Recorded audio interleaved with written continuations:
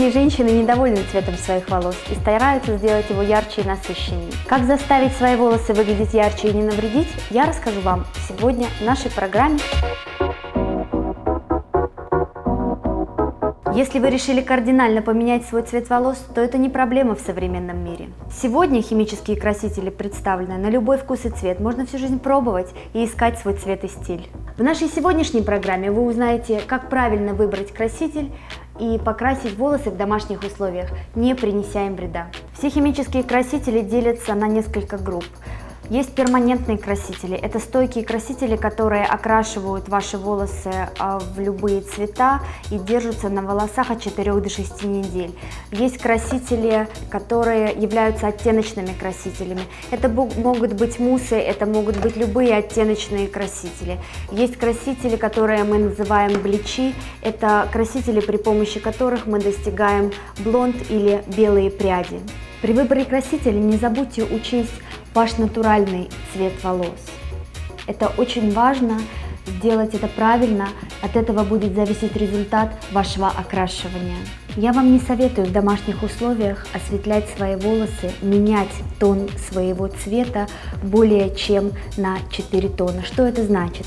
Если вы темная шатенка, не стоит стараться перекраситься самой в светлую блондинку. Обратитесь к совету профессионалов или к услугам профессионалов, тогда вы точно будете уверены в результате. Если вы решили кардинально изменить свою внешность и покраситься в темный тон, вы должны обязательно подумать о том, как вы будете уходить от темного тона, когда вы решите изменить его.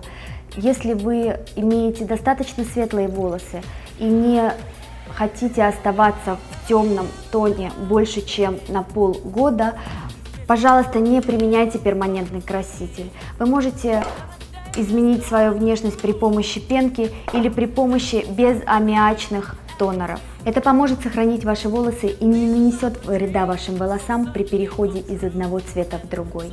Если вы решили покраситься в натуральный цвет, пожалуйста, учтите цвет своего меланина. Что это значит? Каждый из нас имеет вещество, которое называется меланин, которое ответственно за цвет наших волос. Например, вы брюнетка, и вы решили покраситься в блондинку. Если вы возьмете просто краску нейтральную, то у вас получится блонд с желтым отливом, потому что при окрашивании ваш меланин даст желтый цвет. Поэтому, если вы решили из брюнетки перекраситься в блондинку, я вам советую взять краску, которая имеет эш-тон. Тогда вы будете уверены, что ваш меланин не даст вам неприятного желтого отлива. Вы экстравагантная женщина и любите играть с цветами, но у вас есть седина. При выборе краски помните, что при окрашивании на седые волосы яркие цвета будут выглядеть еще ярче. Поэтому, если вы решили покраситься в ярко-рыжий цвет, возьмите краску на 1 тон ниже и будьте уверены, при седых волосах вы получите прекрасный рыжий цвет. Дело в том, что седина не имеет пигмента, поэтому на седых волосах любой краситель выглядит ярче. Вы покрасили свои волосы и получили цвет, который вас никак не устраивает. Не нужно дальше продолжать проводить домашние эксперименты. Пожалуйста, обратитесь к советам профессионала. Любые эксперименты с цветами волос могут разрушить структуру ваших волос, и вам потребуется длительное время на восстановление и лечение ваших волос. Для правильного окрашивания вам потребуется пластиковая мисочка и кисточка для нанесения краски. Выдавите краску из тюбика в мисочку и разведите ее в соответствии с требованиями компании-производителя прилагаемым кремоксидом. Тщательно перемешайте до получения однородной массы. Для нашей модели мы выбрали цветовую гамму с красновато-медным оттенком.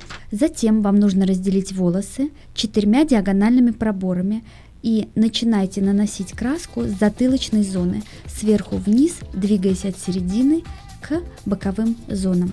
Затем переходим во фронтальную зону и также, двигаясь от середины к височным зонам, равномерно распределяем краску.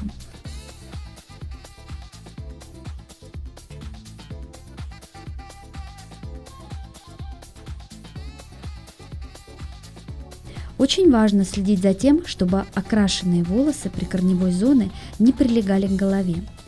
Время выдержки краски зависит от требований компании данного продукта. Внимательно изучите инструкцию к применению.